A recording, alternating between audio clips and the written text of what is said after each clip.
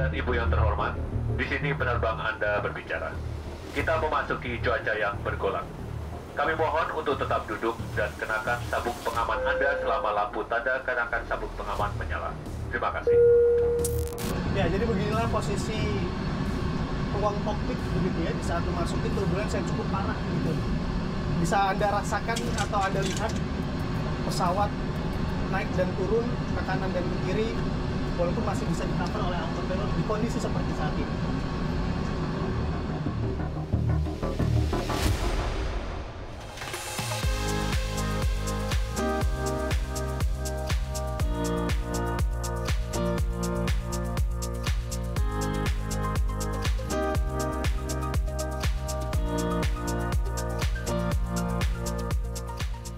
Ya, bila Anda sering menggunakan transportasi udara, mungkin saja Anda pernah merasakan apa yang dinamakan turbulensi udara. Dan tidak sedikit, saat kejadian turbulensi udara, para penumpang pun merasakan ketakutan, khawatir, dan juga panik saat menghadapi situasi tersebut.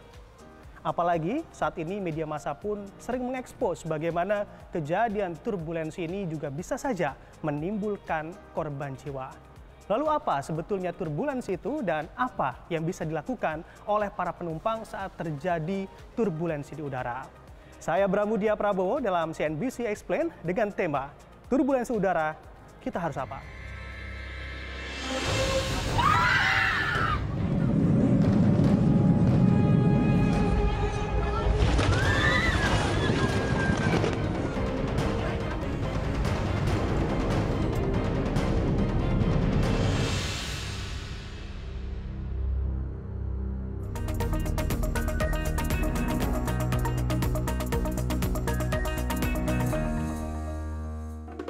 Pernah nggak sih mengalami turbulensi di udara, Kak? Pernah banget. Turbulensi, waktu perjalanan pulang terus kena turbulensi, sempat kayak nangis-nangis gitu kan, lebih Sampai kenceng, nangis ya? lebih nangis mungkin karena emang khawatir banget deg-degan terus kayak inget ke orang tua kayak gitu, doa-doa. Pernah, udah hampir sering gitu. Nah, pengalamannya seperti apa, Pak?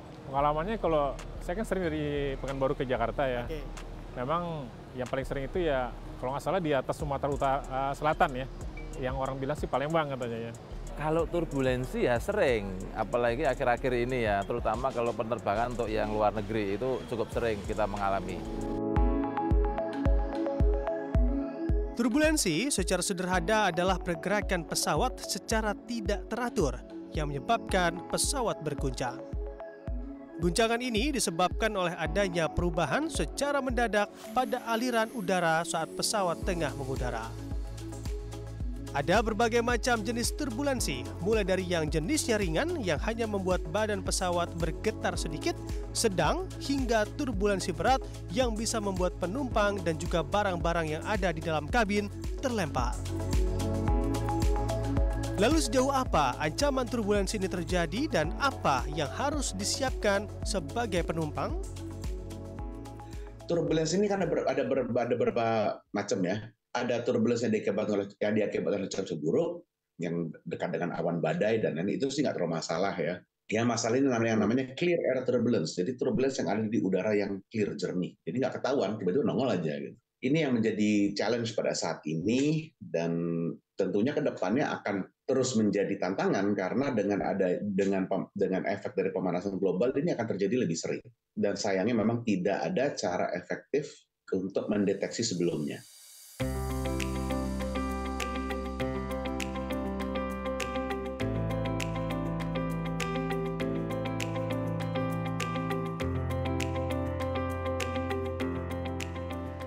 Ya, lalu seperti apa kesiapan para awak kabin tentunya dalam mengalami situasi turbulensi di udara dan apa saja juga yang bisa dilakukan dan diharuskan dilakukan oleh para penumpang saat mengalami turbulensi di udara.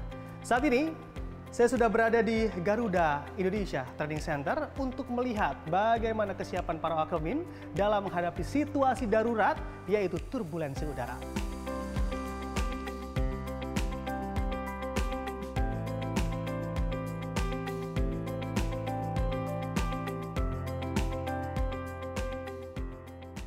Kalau memang ramalan begitu ya Bu Novi ya, sebetulnya apa kesiapan kru untuk menghadapi turbulensi salah satunya? Baik, tentunya sebelum keberangkatan kita akan ada yang namanya tahapan briefing.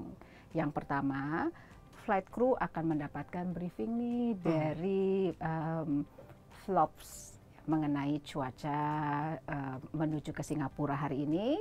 Kemudian setelah itu hal-hal lainnya. Dan kemudian kami akan melakukan briefing yang disebut dengan combined briefing antara flight crew dan cabin crew. Dan mereka akan memberikan informasi bagaimana kondisi cuaca selama perjalanan, kemudian bagaimana kondisi penumpang dan apa nanti antisipasinya jika terjadi unpredictable turbulensi. Lalu seperti apa? Apa yang kiranya harus dipersiapkan juga oleh penumpang? Karena memang melihat resikonya sama-sama besar begitu ya, karena sama-sama di kabin. Betul. Nah tentunya nih kalau untuk penumpang, yang pertama memang sebaiknya itu memperhatikan tanda-tanda yang diberikan. Contohnya apabila tanda sabuk pengaman, lampu sabuk pengaman itu menyala, maka berarti harus menggunakan sabuk pengaman dan tidak boleh jalan-jalan gitu. Di saat ada peringatan begitu ya, langsung dilakukan. Nah, namun tidak hanya itu, selama duduk harus menggunakan sabuk pengaman. Tadi yang disampaikan di awal bahwa unpredictable. Tuh. Ramalan semuanya bagus ya, namun nanti mungkin dapat dijelaskan oleh rekan-rekan flight crew jenis dari turbulensi itu apa aja sih gitu dan separah apa akibatnya. Nah untuk itu memang kami memang di training terkait dengan hal tersebut, jadi selalu melakukan pengecekan kepada penumpang.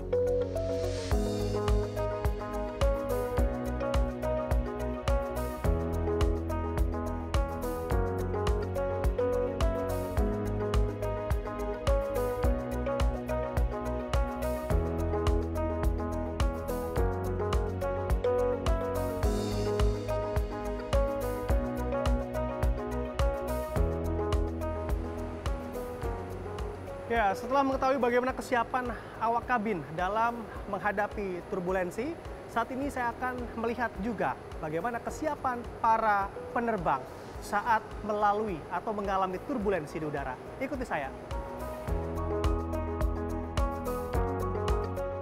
Halo Kapten, apa kabar Kapten? Baik. Oke, sehat ya Kapten? Sehat. Oke, Kapten lagi rame nih Kapten. Banyak yang ngebahas terkait turbulensi. Nah ini juga banyak juga para penumpang transportasi udara panik, khawatir, yang alhasil takut naik pesawat Kapten. Sebenarnya kalau di ruang kokpit rasanya gimana sih ngadepin turbulensi itu Kapten? Pengen tahu rasanya? Iya. Kita coba aja yuk. Wah asik nih Kapten. Ya. Ayo berangkat mari. Kapten. Yuk duduk silakan. Oke.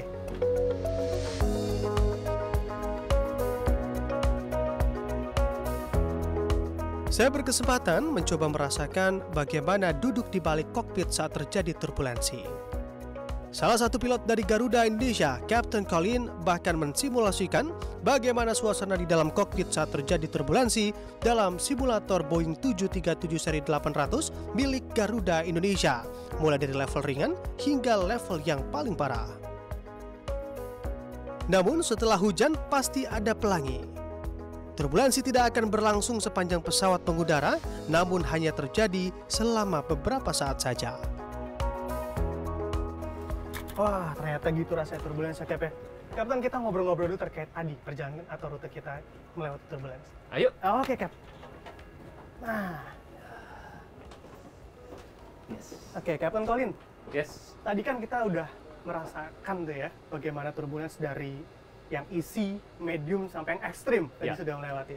Sebetulnya apa sih Cap kesiapan yang harus dilakukan oleh penerbang begitu ya dalam menghadapi rute-rute seperti tadi yang ada turbulensi? Apakah ada kesiapan khusus yang harus dilakukan karena melihat begitu ya informasi dari ATC ini ada potensi untuk turbulensi? Ya, jadi persiapan kita awalnya malah dari sebelum kita terbang.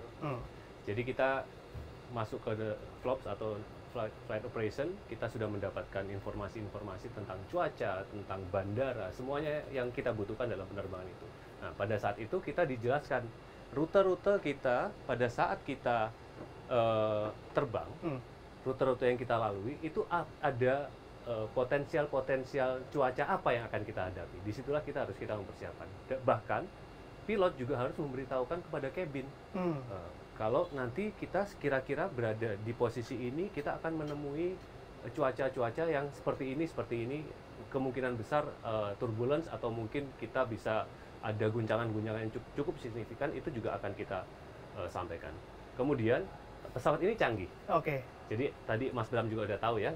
Lihat dia ada namanya weather radar. Dia akan menunjukkan di mana posisi-posisi yang kira-kira terdapat turbulence yang cukup ekstrim. Oke. Dan itu yang harus kita hindari. Tapi memang ada juga turbulence yang tidak bisa kita ketahui posisinya. Tapi biasanya kita akan mendapatkan informasi itu juga dari forecast atau ramalan cuaca yang kita dapatkan sebelum kita terbang. Nah, ini menarik nih, bicara terkait informasi. Tentunya kita mau juga dong, Cap, dikasih informasi rute-rute mana aja sih di Indonesia, spesifik begitu ya, yang kiranya peluangnya cukup besar untuk mengalami turbulensi saat penerbangan. Bisa dibilang hampir semua ya punya potensial seperti itu. Apalagi kalau pada saat cuaca hujan seperti saat ini. Ada di beberapa wilayah yang dia punya satu fenomena alam tersendiri yang di situ terdapat bukit barisan dan menyebabkan banyak awan. Di situ memang ada sedikit potensi lebih besar. Tapi overall semuanya sebenarnya punya potensi yang sama. Oke. Dan memang tidak ada kategori pilot khusus begitu ya? Tidak. Untuk melewati rute-rute yang... Semua pilot harus mampu untuk menghadapi segala situasi. Oke, tips untuk penumpang nih, Cap, agar tidak panik dan juga khawatir saat di udara mengalami turbulence. Satu yang pertama adalah kalau Anda duduk selalu menggunakan sabuk pengaman.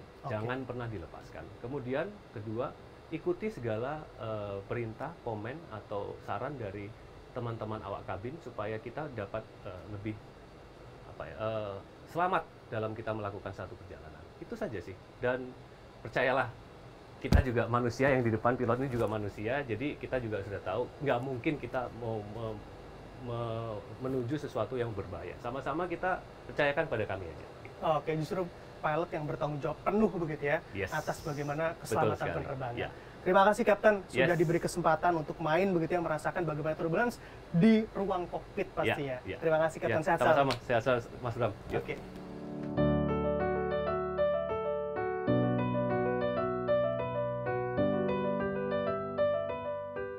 Lalu sejauh apa komitmen Garuda Indonesia sebagai salah satu maskapai kebanggaan anak bangsa menjaga keselamatan dan kenyamanan penumpang selama penerbangan dan juga turbulensi terjadi? Saya berkesempatan menemui Kapten Arya selaku Vice President Safety dari Garuda Indonesia.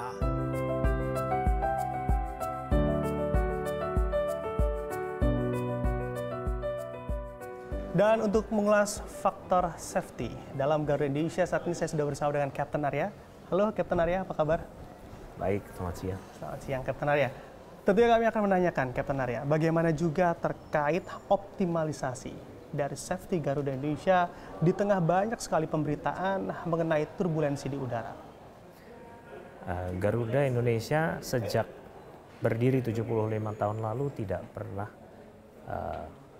mengingkari janji untuk mengutamakan keselamatan penerbangan. Jadi kami punya standar safety yang kita sebut dengan Safety Management System, dan ini sudah kita, tidak hanya kita training tapi sudah kita aplikasikan ke seluruh personel yang menangani operasional penerbangan setiap harinya. Dan juga kami masukkan dalam semua manual, operation manual maupun training manual yang kami miliki, untuk menunjukkan bahwa kita sangat serius. Dan produk utama Garuda selain memindahkan atau mentransport penumpang dari satu tempat ke tempat lain adalah kita mengutamakan keselamatan. Bahkan pada saat pandemi sama sekali tidak ada standar safety yang kita kurangi. Itu juga kita wujudkan dengan perawatan pada pesawat terbang Garuda Indonesia. Ketika sebuah kerusakan itu dapat mempengaruhi keselamatan penerbangan, itu yang akan kita dulukan. Tentunya setelah itu baru kita bicara ketepatan waktu, kita bicara kenyamanan dan pelayanan. Aspek safety tetap yang pertama begitu ya? Karena untuk kami sekali lagi safety adalah yang utama. Dan para pelanggan Garuda Indonesia, pengguna jasa transportasi udara tidak usah khawatir. Selain kami telah melakukan sejumlah pelatihan, simulasi maupun sebuah prosedur yang kami miliki, kami tidak akan berusaha secara sengaja melakukan penerbangan yang sifatnya membahayakan penumpang. Jadi pasti kita akan utamakan keselamatan dan kenyamanan. Jadi nggak usah khawatir, tetap gunakan jasa layanan transportasi udara. Semua awak pesawat telah dilatih dan disimulasikan untuk menghadapi situasi seperti ini. Oke, jangan panik, takut apalagi khawatir begitu ya saat menggunakan transportasi udara. Iya. Terima kasih, Terima kasih. Captain Arya. Sukses sehat selalu untuk Anda. Sama-sama.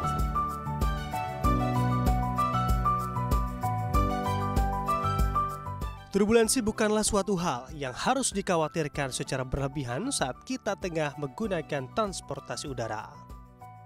Tim Liputan CNBC Indonesia.